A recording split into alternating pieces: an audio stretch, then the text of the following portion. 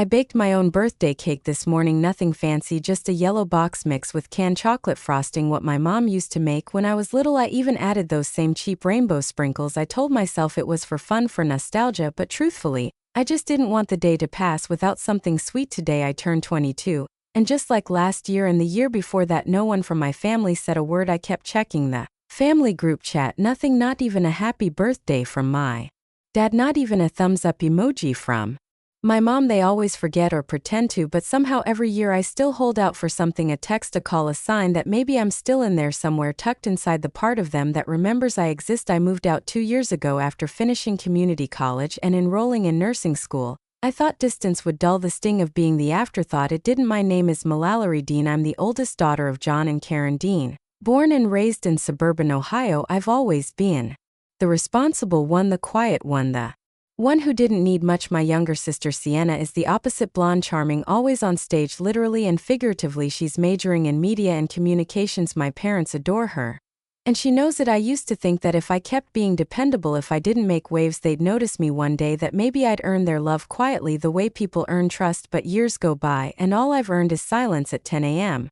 I stared at my phone for the 10th time. Still no messages, no missed calls. Still I sent one, hey, what time are we meeting for dinner? Group chat, Dad, Mom, Sienna. I waited 5 minutes, then 10, then 30, still nothing. Maybe they were planning something, maybe they just forgot again, or maybe deep down I knew this birthday would feel exactly like the last, and I just didn't want to admit it yet. By 3 o'clock my hope had started to crack, not in a dramatic way. It was more like something slow and familiar, like a wall that had been patched too many times, giving in to the weather. I was folding laundry when I checked my phone again, still no reply. I stared at the screen until the little gray text bubble disappeared, even though I'd imagined it was never there in the first place. I thought about calling my dad, but he never answers unknown numbers, and mine probably didn't even show up on his favorites anymore.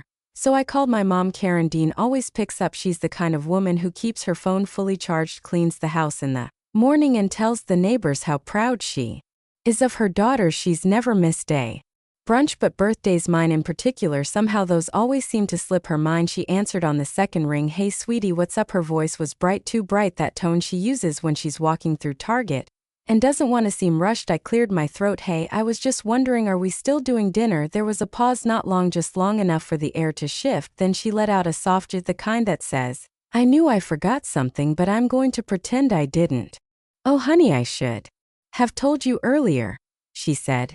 We're going out tonight with Sienna.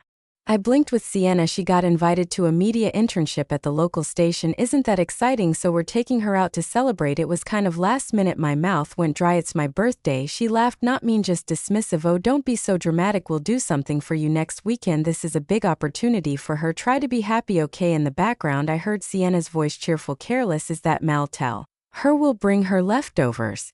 More laughter. That was the moment it hit me. This wasn't an oversight. This wasn't forgetfulness. They remembered. They just chose her. I pressed the phone tighter to my ear. Sure, have fun, I said, voice. Even then I hung up before she could say anything else, not because I was angry, but because I refused to let her hear me fall silent. I sat on the edge of my bed for a long time after the call, not crying, not shaking, just still. It wasn't sadness that held me there. It was the weight of being right again, of knowing exactly how this day would go before it began, and still hoping like a fool that this year would be different. My phone was still in my hand. I didn't mean to call anyone. My thumb just moved almost without permission, and Riley's name lit up the screen. Riley was my girlfriend. We'd met 2 years ago in a microbiology class neither of us wanted to take. She sat next to me on the first day, offered me a peppermint, and said I looked like someone who never asked for help even when I needed it. She wasn't wrong. She picked up on the first ring. Hey beautiful, she said, then paused. Wait, what's wrong?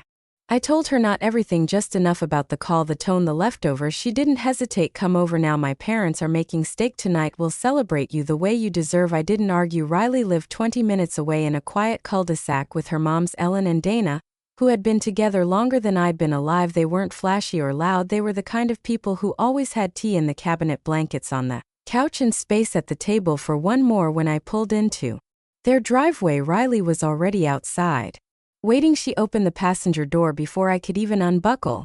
I'm so glad you came, she said, pressing a kiss to my cheek. Inside, Ellen greeted me with a hug that didn't ask permission. Happy birthday, sweetheart, she said, taking my coat. Your just-in-time dinner wasn't extravagant, but it was intentional. Dana had opened a bottle of wine and Riley had set the table with cloth napkins. Someone had even printed a name card with my name on it, handwritten, underlined in gold pen. It wasn't about the food, it was that every part of the evening felt like someone had thought about me, not out of obligation, just because they cared. After dessert, cheesecake, my favorite. Riley handed me my phone. Take a picture, she said. You deserve to remember tonight. I snapped a photo of the dining room table, the candles, the empty wine glasses, the little card with my name.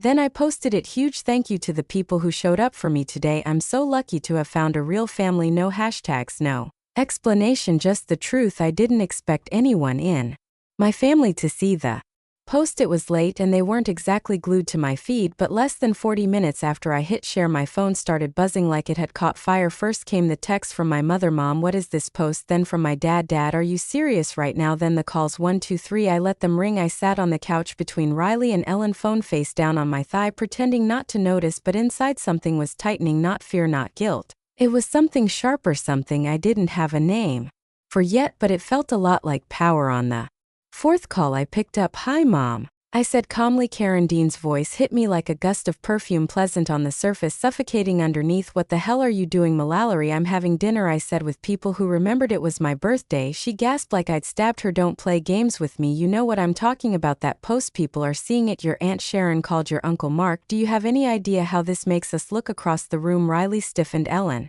gave me a small nod like she could hear everything without needing the words. I held the phone tighter. I wasn't trying to make anyone look bad, I said. I just told the truth. You're blowing this way out of proportion. She snapped. You know we would have celebrated with you if we didn't already have plans with Sienna. We raised you, Mallory. This is how you repay us. And there it was, not concern, not apology, control. My dad's voice suddenly took over the call, his tone low, tight. You need to take that post down now. I leaned forward, elbows on knees. No, Mallory. His voice sharpened. If you don't, there will be consequences. I looked up at Riley, then back at the wall. Like what? There was silence, then muffled voices, my mom whispering something sharp in the background like she thought she couldn't be heard, then my dad again. We're coming over. A pause, just long enough for me to decide not to panic. Okay, I said, voice level. See you soon. I ended the call before either of them could say another word. Riley turned toward me, brows raised. They're coming here. Yep. Ellen stood up slowly from the armchair. Then let them come, she said softly. They should see what it looks like when love doesn't need to be earned. I looked at the door, heart steady. For the first time all day, for once I wasn't afraid of what they'd say. I was ready to let them hear me. The knock wasn't polite, it came hard and fast. 3 sharp bangs followed by a pause, then 2 more. I stood from the couch. Riley gave my hand a squeeze but didn't say anything. Ellen and Dana were in the kitchen now, quietly giving me space,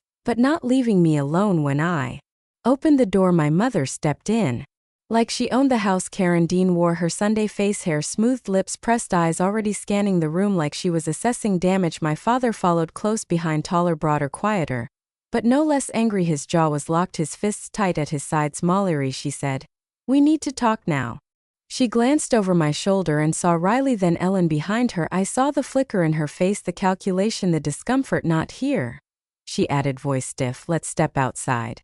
I didn't move. If you have something to say, you can say it right here. She blinked. Mallory, please don't make this more difficult than it already is. I crossed my arms. I'm not the one who made it difficult. My dad stepped forward. Enough with the attitude. I repeated. You mean standing up for myself? My mom sighed, pinching the bridge of her nose. We are not going to let you embarrass us like this. Dana stepped just slightly into view at the edge of the hallway. She didn't say anything, just watched. You've got people asking questions, my mom continued. They're calling us your aunts, your cousins. Do you know how humiliating this is? I nodded slowly. Then maybe don't give them a reason. You think this is funny? My dad asked. No, but it's honest. He looked ready to explode. My mom stepped in before he could. We are your parents, she said, voice rising. We deserve some respect. Respect, I echoed. Like the respect you showed me this morning or last year or the year I turned 16. And you can lead my birthday dinner because Sienna had a stomach ache. Her mouth opened then closed. You've made it abundantly clear who comes first every time, and I'm tired of pretending I don't see it. My mother's eyes narrowed. So this is what this is about? You're trying to replace us with them? She nodded toward Riley, toward Ellen and Dana just beyond the kitchen light. I didn't flinch. No, you've been replacing me for years. I just finally stopped pretending I didn't notice. For a moment the room held its breath, then my mother's voice dropped, soft and sharp. You're going to regret this. I met her eyes. That's what you said the last time. You forgot. The silence after my last sentence was thick, almost physical. No one moved. My mother's lips parted, but nothing came out. My father's jaw worked like he was grinding his teeth. Then she recovered, smooth, practiced. She took one step forward, folding her arms across her chest in a way that looked maternal but wasn't. Karen Dean knew how to posture authority without raising her voice. That was always her talent.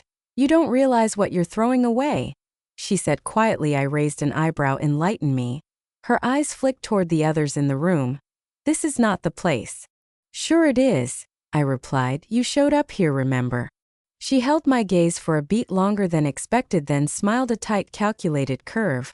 Your father and I had plans for you, she said, and if you keep acting like this, don't expect to be included when it comes to the house or the accounts, the lake property. There it was, the inheritance, like it was supposed to break me. John Dean finally spoke again, voice low. You're walking away from everything we've built. I laughed, quiet, almost involuntary. It slipped out of me like air after holding my breath. Too long. You built something, I said, just not for me. Don't be ridiculous, he snapped. I turned toward him fully. No, I'm being honest. You two built your perfect family around Sienna. And I was just background, reliable when needed, invisible when inconvenient. That's not fair, my mom said sharply. What part isn't? I asked. That I was never your priority, or that I finally stopped pretending it didn't hurt? She stepped closer. Mallory, don't do this. You'll regret it. Money isn't everything, but you'll need it one day. I nodded slowly. You're right, money isn't everything. Then I smiled, but peace, as I stepped back. Slightly, not out of fear but to make space for what needed to be said. You think you're holding something over me, but you've got it backwards. I don't want what comes with your strings, your house, your accounts, your legacy. They've never had room for me. Karen looked stunned. My dad looked like he didn't know whether to yell or leave. And then I added softer, the people who celebrated me tonight didn't offer me a dime, just a seat at the table from the kitchen. Ellen's voice floated in. And that seat is always yours. My mother turned sharply toward the sound, eyes narrowing. You think these people can replace your family? I met her eyes one last time. No, they didn't replace you. You gave up your place. I just stopped waiting for you to take it back. My mother stood still for a moment, like she couldn't decide whether to lash out or back away. Then her voice shifted, the edge softened. It almost sounded like regret, but I knew better. Karen Dean didn't apologize. She recalibrated. You think we don't love you, she said, quieter now. After everything we've done? I didn't answer right away. I let the weight of that question settle between us. Behind me, I felt Riley take a slow breath, not loud, but I noticed so did my mother. Her eyes landed on where Riley stood, close to me, steady, not backing away. That's when it changed. Karen's expression shifted again, tightened at the edges. So this is what this is about, she said, her voice now bitter. You're letting them turn you against us. She gestured vaguely toward Riley, toward Ellen and Dana, still standing quietly at the kitchen entrance like the calm before a storm. You're trying to replace your family with strangers. That word strangers hung in the air. I took a breath. No, I'm not replacing anyone. You just stopped showing up and someone else did. My father, still rigid beside her, muttered something under his breath, probably the same thing he always thought but never had the guts to say out loud. My mother stepped forward again. I am your mother, she said, her voice rising but not shaking. You will never get rid of me. We are blood, Mallory. You don't just erase that. I looked at her, not angrily, not even sadly, just clearly. I don't need to get rid of you, I said. You already erased yourself. She flinched. It was quick but real. For once her face cracked. You pushed me out long before I ever walked away. Year after year you made it clear where I stood. I begged for crumbs of your attention. And when I stopped begging you got angry. She didn't speak. Maybe couldn't. You always had a favorite. I continued. You made sure I knew it. I was the one who didn't ask for much, so I became the one who got nothing. That wasn't love, that was convenience. My dad finally stepped forward. His voice was flat. You're being dramatic. I turned toward him. No, I'm finally being honest. That was the moment it shifted. For the first time I watched them realize they no longer had control. No threats, no guilt, no family dinners held over my head could reel me back in. I saw it in their faces, not just anger but something else, loss, not of a daughter, of power. Dana stepped forward, quiet but firm. I think it's time for you both to go. Karen looked at her like she'd been slapped, but she didn't argue. John said nothing, just turned and walked toward the door. Stiff and small, they left without another word. The door shut behind them with a soft final click, and I stood there still breathing, still whole. For a few seconds after the door shut, no one spoke. The quiet wasn't awkward, it was earned. I stood there still facing the entryway, breathing in the kind of silence that didn't feel empty. It felt like space, like peace. Riley came up beside me first, her hand brushing mine. You okay? She asked softly. I nodded. Yeah, I think I am. Behind us, Ellen and Dana moved back into the room. Dana handed me a glass of water without saying a word. Ellen just gave me a look, the kind that didn't need translation. It said, "You did what needed to be done."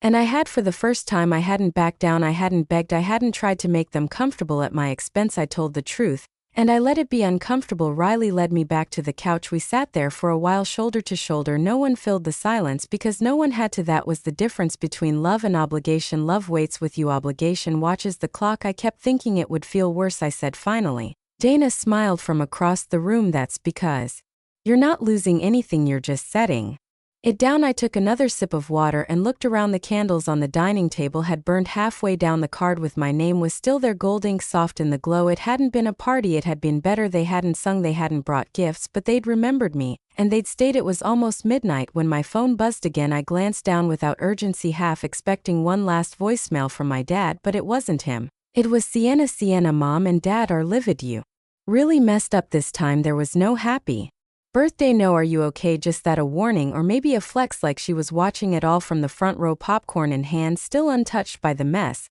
she helped make. Riley leaned in. Who is it? I turned the screen toward her. She read the message, then handed it back with a quiet, "Of course."